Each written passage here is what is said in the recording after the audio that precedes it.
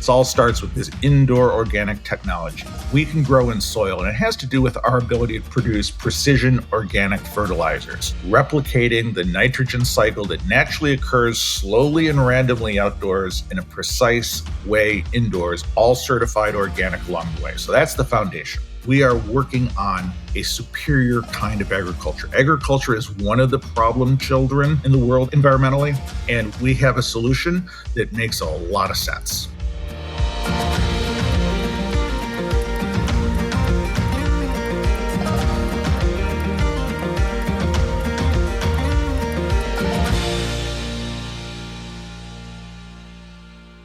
Hi, folks. I'm Conor Gaughan, and welcome to Consensus in Conversation, a podcast where we're talking to the innovators, entrepreneurs, and thought leaders who are committed to building successful businesses that also help us build a better world. If you've been a regular listener to the podcast, and much love and thanks to those of you who are, we couldn't do it without you, then you've probably recognized by now the kind of impactful businesses that really stir our interest tend to fall into some recurring categories. Two of the biggest of which are agriculture and hard tech. And right now, at the intersection of those two areas of interest for me, sits the field of indoor and/or vertical agriculture. It's a space I have found fascinating and promising for quite some time. In fact, it was the subject of our very first ever Consensus in Conversation with Nona Yahya and Carolyn Croft Este of Vertical Harvest. So the question then is, why?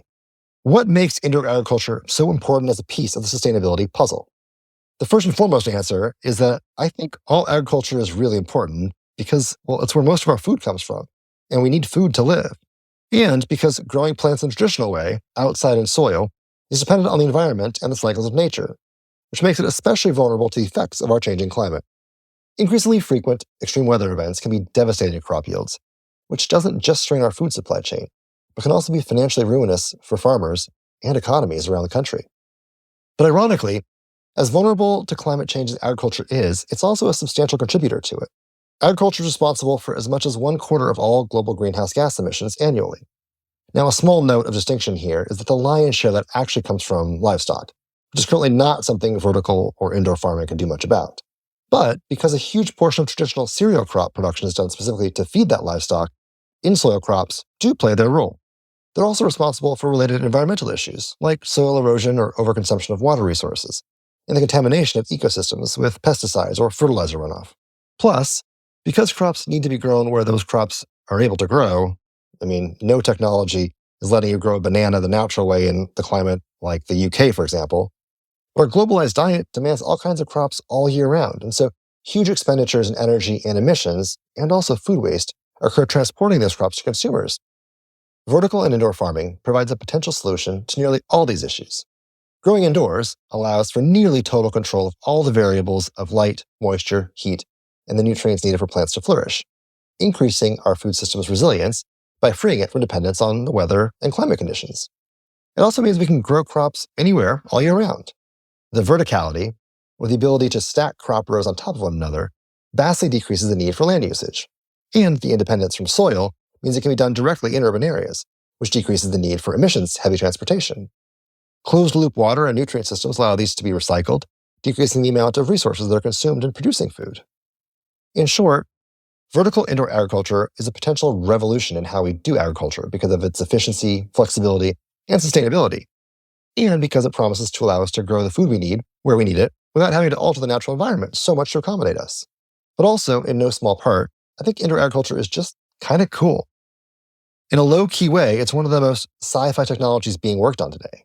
If we're going to start expanding into space or establishing research bases on settlements on the moon or Mars, or anywhere there isn't a biological ecosystem like the one we have here on Earth, we need to know how to grow our food indoors. So all that is to say, I'm very excited to be joined today on Consensus in Conversation by a pioneer in the world of indoor ag, Matt Ryan, CEO of Soli Organic. And that organic part in their name is crucial because Soli is doing something that virtually nobody else is. Certainly not at the scale they are, growing 100% USDA certified organic indoors in soil. That's what caught my attention about them. There are a lot of interesting hydroponic and aeroponic solutions to indoor growing out there. But indoor vertical growing still using soil? That's a game changer on top of a game changer. And I knew we had to get Matt on the show to chat about their unique approach. And I was so glad we did, because it turns out that Matt's an absolutely fascinating guy, way above and beyond the awesome indoor ag work he's doing. I'm not just saying that or not only saying that because he's a fellow Harvard grad. He's done some impactful work at some of the most important companies in business history, including a stint as the chief marketing officer of one of my personal favorites, Starbucks. I had an absolute blast getting a chat with Matt, learning more about Soli's transformative approach to indoor ag, and gathering some of the wisdom he's picked up along his amazing business journey. So without further ado, let's dive into the conversation.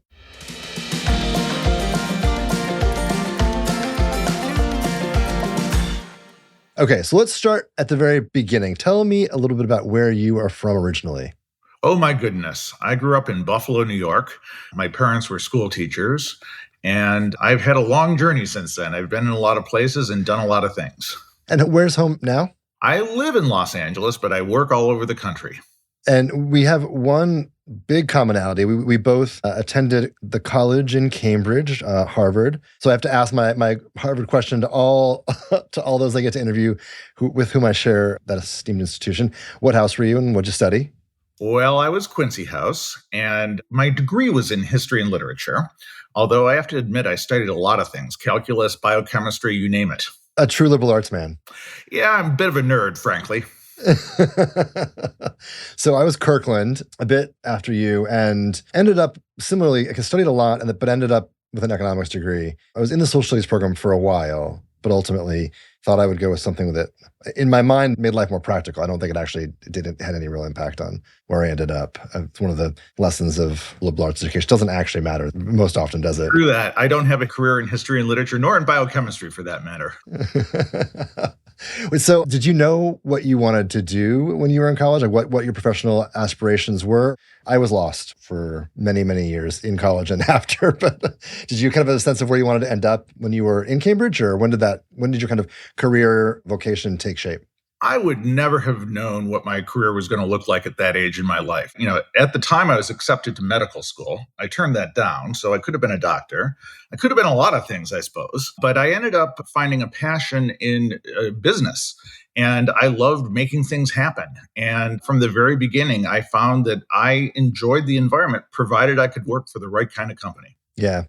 I do think just thinking about the study of history broadly, and for folks that don't know the history and lit program, it's a unique multidisciplinary program at Harvard. But I feel like I find myself reading a lot more history these days and teasing out a lot of great lessons for how I think about business and the world that we live in, especially in an era where so much of what we see in contemporary business journalism, but journalism in general, is prognostication and like rates are going to do this and the market's going to do that and this company is the next best thing. And, I feel like the lessons of history are so much more important and real to me these days.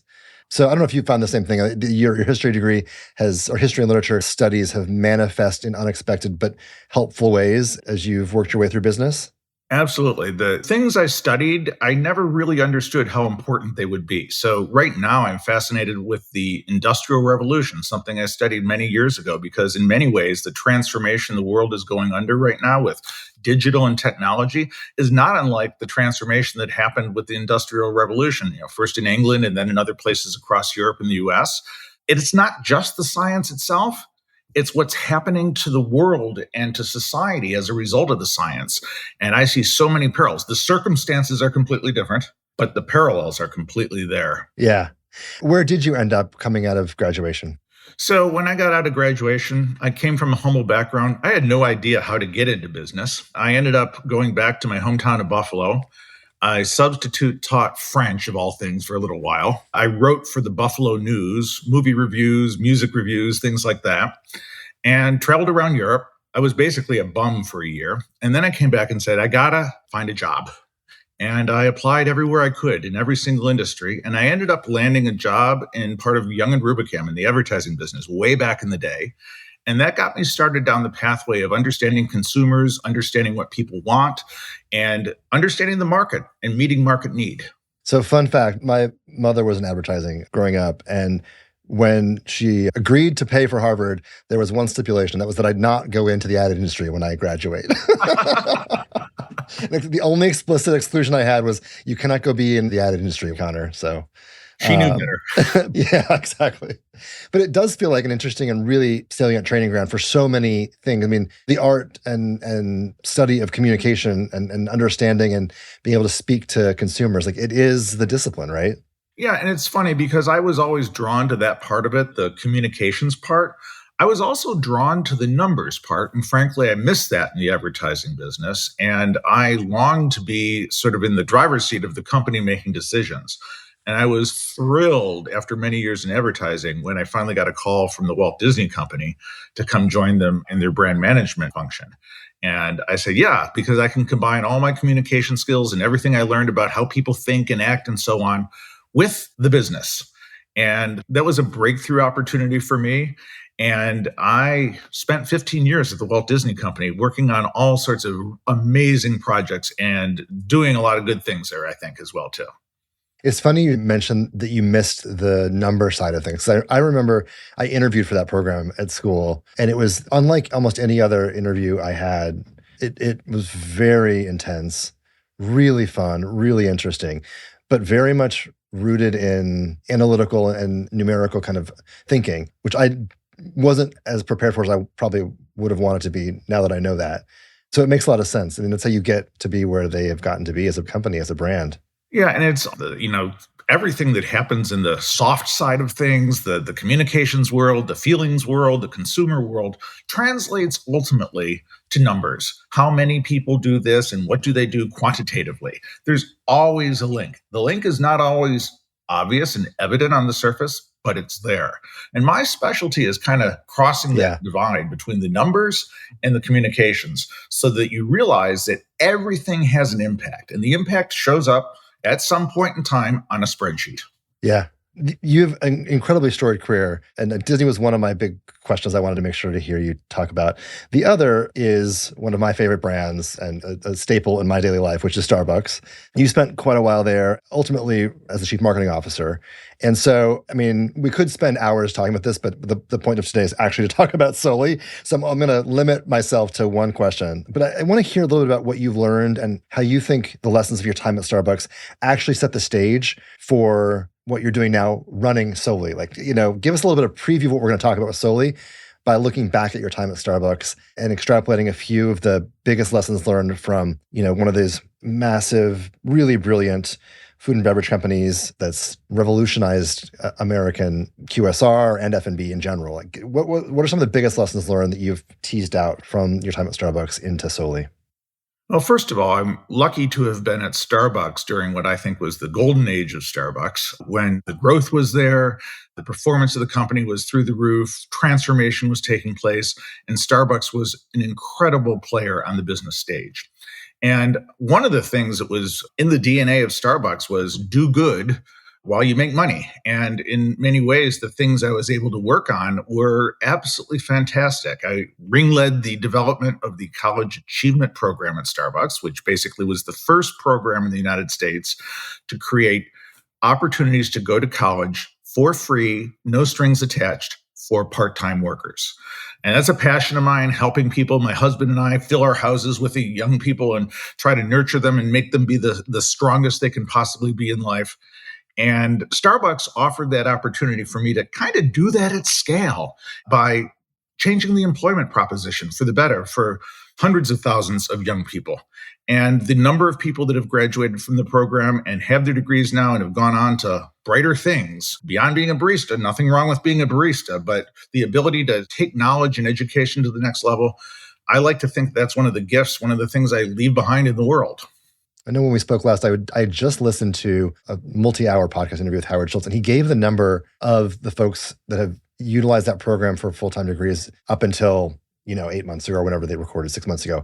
And it really is astounding to think about, the opportunities that were given and the scale at which that opportunity was given was really inspirational. It is, I think, one of the most interesting companies in contemporary American history, business history. I've read one of Howard Schultz's book plus others about the company. I've listened to the podcast that his interviews. It's just a fascinating organization. And it does set the stage nicely, though, for Soli. So first, I want to begin just kind of with where your journey began at Soli. So how did you come to join the board of the company first? And, then we can maybe hear about the story of the company's origin itself. Yeah, so Soli found me. I can't take credit for Soli from the very beginning. Lots of others who came before me did that. But they needed a new CEO, somebody who could take Soli forward. And I had looked at what I had done at Starbucks and Disney before that and said, we need somebody who is transformative, who can help take Soli from being the company it once was to the company it needs to be in the future.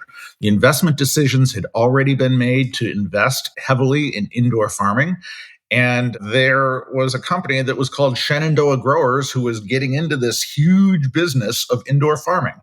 And they said, well, we need somebody who can really push it over to the next level and take the consumer proposition where it needs to go, manage the brand, manage for the future, and also help tell the story around the environmental and social impact that a company like Soli can have in the world.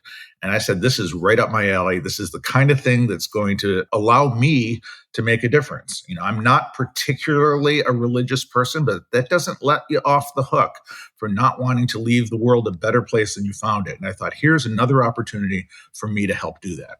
How did the company get started originally? Give us kind of the backstory. Well, it's an old produce company. And if anybody out there knows the world of produce, it's not necessarily the most advanced industry in the world.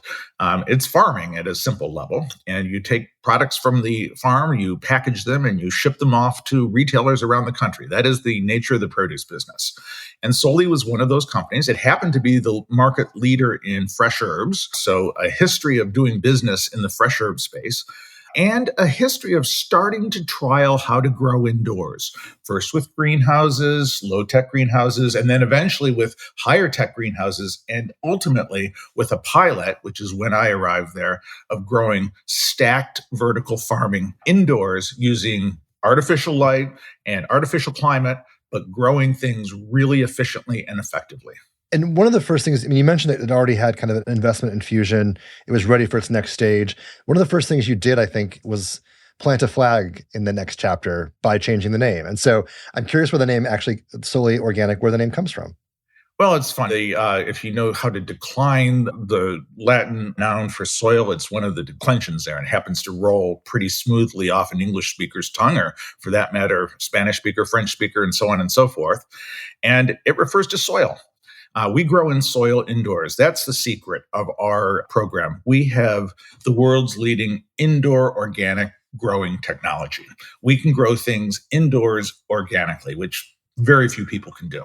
That kind of leads us to the elevator pitch for Soli today. Give us a sense of kind of what the company is, what your unique innovation advantage is, and the scale, I think. That's the other impressive thing about it, because to do what you specifically just said, organic indoors, the scale that you have is really remarkable. Well, how about this? How about I give you the investor pitch that I normally give to investors? Because that's really the story of who we are. I love it. Number one, it all starts with this indoor organic technology. We can grow in soil, and it has to do with our ability to produce precision organic fertilizers. And this is the nerd in me, but it basically is replicating the nitrogen cycle that naturally occurs slowly and randomly outdoors in a precise way indoors, all certified organic along the way. So that's the foundation. The second thing you just mentioned is the ability to scale. So two things to that. One is we have the world's largest indoor farms. The one we just opened in San Antonio, Texas is 140,000 square feet. It is a feat of technology. It produces a vast amount of produce supplying the state of Texas. And it is a tremendous, tremendous asset for us. But so is the old business that we had. We are in an existing business. We grow herbs outdoors still in this day and age. And what we are able to do is to take that old business, that old herb business, and convert it to a modern indoor grown business. And that allows us to increase our profits as well as address a whole host of concerns that exist from both retailers as well as consumers. Third thing is, and maybe I have a little tiny bit to do with this, but we have commercial smarts at the company. So unlike a lot of people who have started to get into the vertical farming space, we come with a really great knowledge about how to build brands, how to sell things to consumers. I have a lot of experience doing that from Starbucks and Disney, for better, for worse, and I can use that to the good of Soli as well, too. Two other things. We are very financially responsible. We call it return on invested capital discipline. In other words, we spend money really smartly. We have best-in-class costs for the industry. We are careful with every dime. We've taken, relative to our size, much less investor money than other companies have. And as a result, we are on a pathway towards leading from an economic point of view. And that's very, very important. And last but not least, certainly, is this whole environmental impact. And frankly, there's a lot of BS out there right now about environmental impact going away. Well, it's never going away. It's the nature of the world. We have to deal with the world's problems. And the smartest investors know that. It may not get packaged these days as ESG or whatever the buzzword of the moment is, but at the end of the day, we got an incredible story because we are working on a superior kind of agriculture. Agriculture is one of the problem children in the world environmentally, and we have a solution that makes a lot of sense. Over the past year, we've talked a lot about how agriculture is underappreciated in terms of its economic size and scale. Like it touches us every day in every meal we eat, but we don't always think about it. It doesn't get the front page coverage that, AI or data storage get these days. But when you combine that with the reality that you just mentioned, that it also is one of the most important to be deliberate about when it comes to understanding environmental impact. Like, it's exciting to see so many investors and organizations beginning to think about this critically and beginning to build business strategy for maximum profit with the caveat of the understanding of environmental impact. It's really cool to see this kind of on the horizon in the industry. When you think about, just take produce. Produce by itself globally is like a $1.5 trillion industry. It's hard to count because there's a lot of mom and pop operations in there. But that is a huge number. And that's not even including grain and all the other things, farming, everything from chickens to pigs. None of that is in that number. And that is a huge number. I don't think most of the industry is getting a lot of buzz or anywhere near the size and scale of produce. Right. And it's interesting because the smartest investors have realized that there's opportunity. It's probably the last frontier of a major industry that hasn't been transformed in this revolution we're having right now. We're in a technology revolution, and it's affected industry after industry. Look at what's happening with automobiles going digital, going electric. We have the same thing going on right now in the agriculture space. It's very exciting, and it's one of the reasons why I'm in the business. It's funny, I do get to have a lot of great inspirational conversations with founders in cutting edge clean tech, deep tech, climate tech. What's interesting though is there's also these adjacencies of like the hidden technology, the hidden companies that are just next door who are doing innovative things like you guys are doing, but who might like be perceived as old industries where there's maybe a lot less excitement around it or a perception of not quite as steep of a return curve. But the reality is that these are hidden opportunities for smart investors, like you just said. Absolutely. And one of the truths of our business, and we can't get around this, is it does take an enormous amount of capital. But so do data centers. So do a lot of the other businesses that are being transformed right now. So we're not unlike any of those other businesses. And by the way, the capital, you have to think about capital from the other point of view of buying land for farms. So we're just a different way of deploying that same capital in the agriculture space. Right. You hinted at this product a little bit, but it's easy for us, I think, to understand and appreciate the size and scale of produce. But you have even more of like a hidden version, a hidden product within a hidden sector, which is this herbs business. And I know we talked about this when we spoke before, but it's just not one of those things that I always think of as a major agricultural product. I use it all the time, of course, but it's hidden in plain sight. So I'm curious, give me a sense of like, what's the size of the herb market and how do you guys think about the opportunity for impact there and the opportunity for the business there? And, why is that legacy portion of the business so important to you guys? Herbs are in a lot of the food we eat, practically all the good food, I might add. And if you think about it, fresh herbs at grocery stores, putting aside the dried stuff that comes in bottles, but just the fresh herbs alone, that's $1 billion business. And people buy a lot of basil. People buy a lot of rosemary. People buy a lot of that to make their dishes taste better. They're also some of the most nutritious products on earth. So the more herbs you eat, the better off you are on that level. One of the, I think, big industry questions that I think people often talk about is this notion of what constitutes organic when you talk about Soli Organic. I know it's got to be important if it's part of your brand that for you to have not just a point of view, but kind of push towards the public a better understanding. So I'm curious, what does it actually mean to be organic from your perspective, whether that's an industry standard or whether that's just how you guys define it for yourselves? What does that actually mean in your world? Well, let me be very clear about organic. There is no better standard out there than organic. It is regulated. It is certified. You cannot do most bad things if you are growing organic, and you have people looking over your shoulder to make sure you comply with those things. All of the other labels out there, things like pesticide free, they're part of being organic, but they're not the whole thing.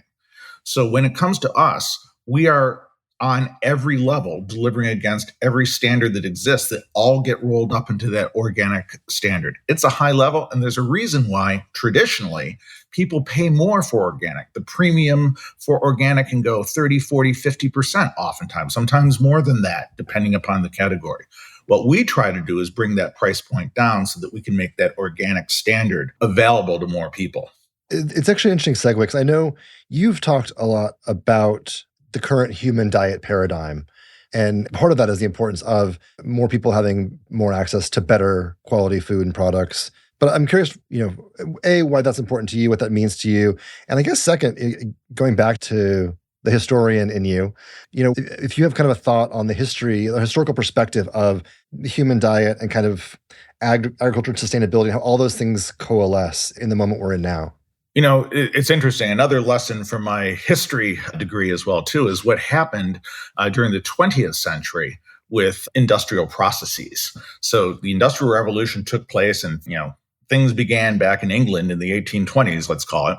But then a lot of things happened in the 20th century with transportation. But the thing that often gets overlooked is what happened with fertilizer.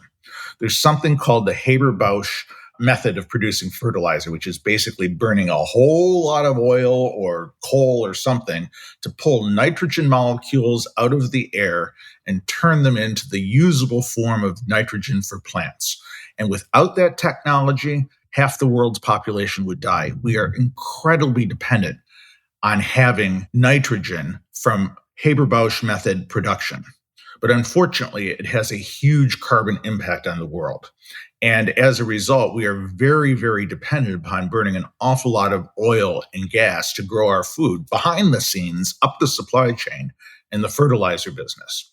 And what we do is we avoid that whole process altogether by essentially replicating what happens naturally when compost or manure breaks down into the field and turning it into something that plants can actually use, the right kind of nitrogen. And for us, that is an incredibly big differentiator because it allows us to create precision fertilizer indoors. The thing about organic fertilizer, it's basically compost and manure. And it's not very precise, and that requires you to have to use more land to grow the same amount of food that grows on a smaller space with conventional. We break that paradigm because we can grow indoors in the same amount of space as conventional can and really stop that extra expense that's associated with organic, which helps bring down our price point.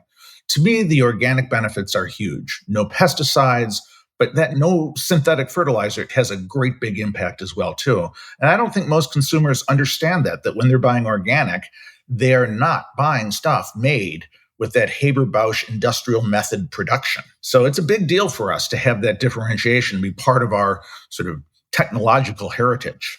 It's funny, we interviewed a founder of Nitricity who's doing a pretty interesting innovations around re-envisioning ways of creating the same fertilizer output, but without the carbon effects, the nitrogen effects.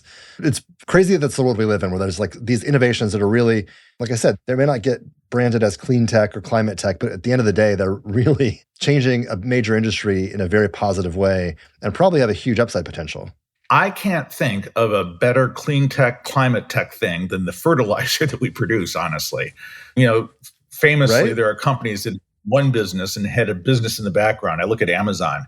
Yeah, they sell you a lot of consumer stuff by delivering stuff to your door, but the powerful thing inside Amazon is all those servers that they turned into the AWS business. And that's an opportunity that we have as well, too. It's, sometimes when we're talking to our board or others investors, we say, we got AWS inside us. We're going to win in the produce business, but we have this other thing that's pretty remarkable.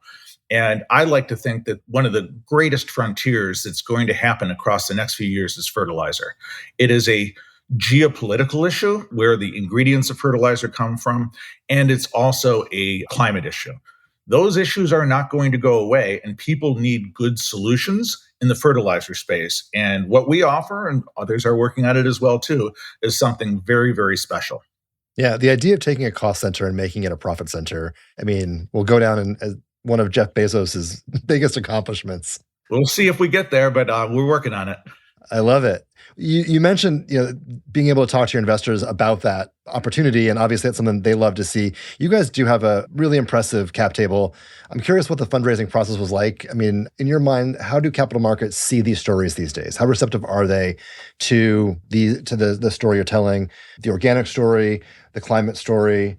What's the kind of receptivity been? Oh, it's funny. I find the capital markets business, which is new to me, I never really did this before I joined this company, to be more up and down than any other kind of market that is out there, because it works on trends, it works on word of mouth. And, sometimes there's crazy over exuberance, and then there's depression, despondence. You never know what you're going to get. But I do know this, is that they gradually come back to what matters. And we're finding that throughout the cycle, no matter what, we have a great story. And even in the down moments for our business, because, there's an S curve that's associated with new industries, and you go through that, our story resonates because we got something special and we got something for the long run. And the kinds of investors, the people who are on our cap table, are the kind of people who are in it for the long run. They're not easy in and out people. Go do something like in the cheap digital space if you want to do that. That's what Robinhood is for. You talk about them being responsive to the story. I guess, given your heritage at one of the best storytelling organizations ever, Disney, but similarly Starbucks, I'm curious how you've gone about telling the story of Soli, both to investors, but also how you think about building the story of Soli in general. Like, what's the storytelling process involved for you when it comes to this company? Well, like most storytelling, you got to be basic and you got to be true. And with us, it comes down to this. We have a value proposition that is the same as the best value propositions in produce and food have always been. Great quality for a great price. It's that simple on one level. Now, we have to dimensionalize that, of course. Quality means a lot of things.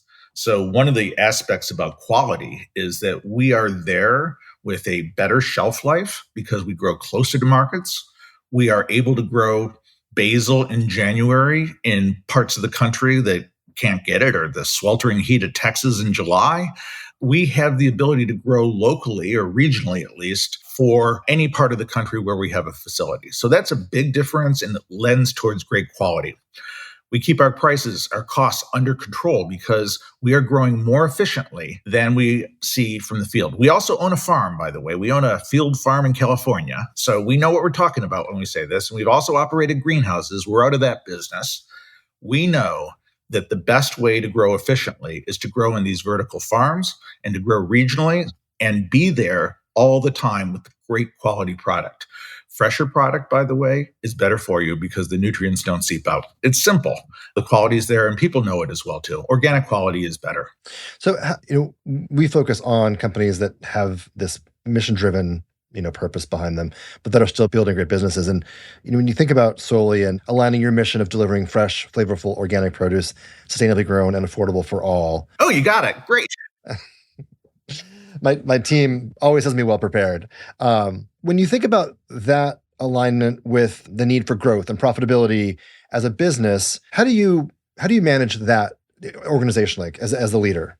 Well, we're one of those triple bottom line companies that focuses on people, it focuses on the environment, it focuses on profit as well too.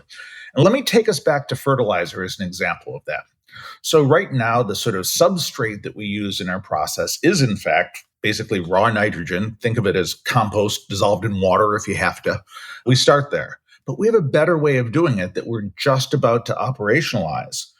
Because what we're going to be doing right now is capturing the nitrogen that's naturally given off at places like chicken farms. I could use a bad word for it, but chicken fumes, let's call it that. And capturing those, that's nitrogen basically in its purest form. So we are going to stop that from going into the atmosphere, which is bad. We're going to take that and use that as the basis for our internal fertilizer process. So now we've taken bad nitrogen out of the air. We've put it back into our product. We're not having to move around heavier amounts of organic material. And as a result, we are being better stewards for the environment. But the secret is it's going to cost us less to do that. We have a less expensive way of producing the fertilizer now. There are so many win-wins out there if you can be smart about things. We're going to be doing something very similar in the soil recycling place. Nobody's been able to figure that out before, but we're on it. There's lighting optimization. Yes, we have to use lights to grow our stuff, but if we do it efficiently and pay attention to what kind of lights provide the best photosynthesis in plants, we're going to do it. Nutrient optimization, critical. And finally, it's little things too that turn out to be great big things. Our business is growing, and yet we're putting on many fewer food miles a year when we ship things to grocers' distribution centers. That's a win-win because at the end of the day, we spend less by optimizing our routes, and it's better for the planet at the same time. And at the end of the day, we're also serving people. We're getting the best quality produce to people locally and benefiting people's health and nutrition. So there's that.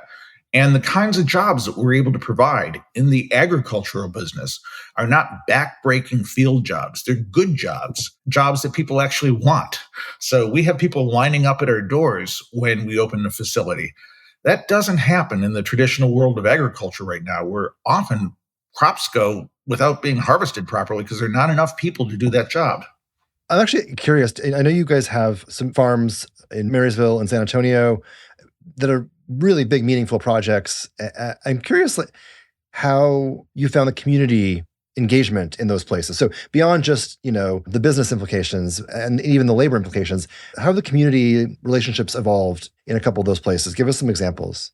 Well, it's pretty amazing right now. I'll take San Antonio. I've been spending a lot of time in San Antonio lately. I hadn't been there since I was a child, but I went back, and because we invested so heavily right in the city of San Antonio in an opportunity zone, which is frankly near some rather disadvantaged areas, we're able to provide jobs to the local community and at the same time bring a major economic asset into the region.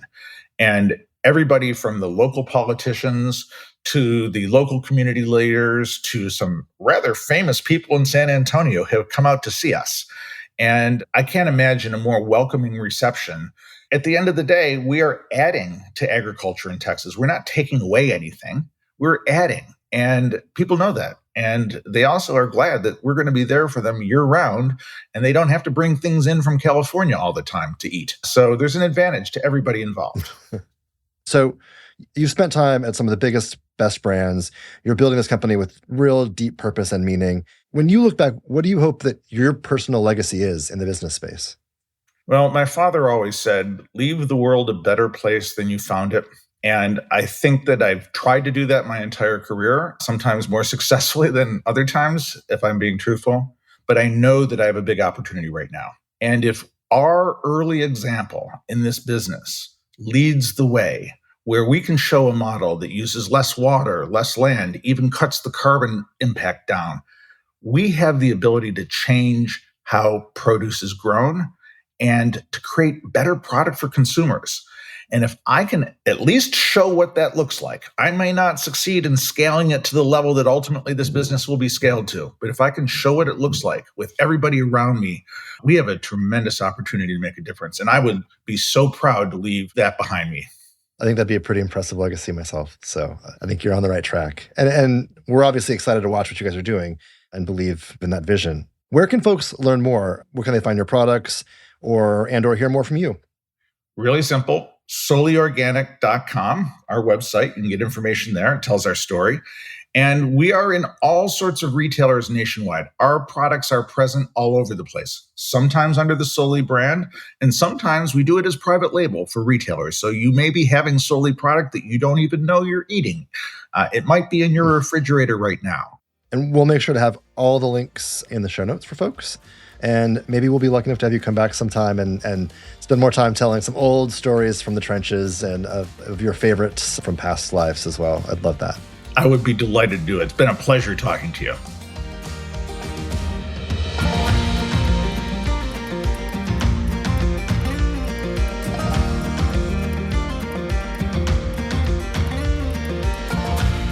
Huge thanks to Matt Ryan for joining us on Consensus and Conversation this week. You can find out more about Soli Organic and see where their products are sold near you at their website, soliorganic.com. We'll have all the links for that and to connect with them on socials in the show notes. As always, You can email us at cic@consensus-digital.com. That's cic@consensus-digital.com. You can also message me directly on LinkedIn and Threads at ckgaughan. That's at ckgaughan. Send us your questions, comments, or ideas for future guests. We love the feedback. If you've enjoyed this episode, please take a second to leave us a rating and a review on Apple Podcasts. It's so helpful with growing our reach and adding new people to the conversation. It helps us to bring you more awesome talks with business leaders you want to hear from. All right, we'll see you next week. Consensus in Conversation is hosted by me, Conor Gaughan, and executive produced by me and Jeff Rock. Our producer is Will Gatchell, with editing by the team at Reasonable Volume. Special thanks to the Consensus team, including creative director Kate Tucker and Greg Harrigal on research. Consensus in Conversation is a podcast by Consensus Digital Media, produced in association with Reasonable Volume.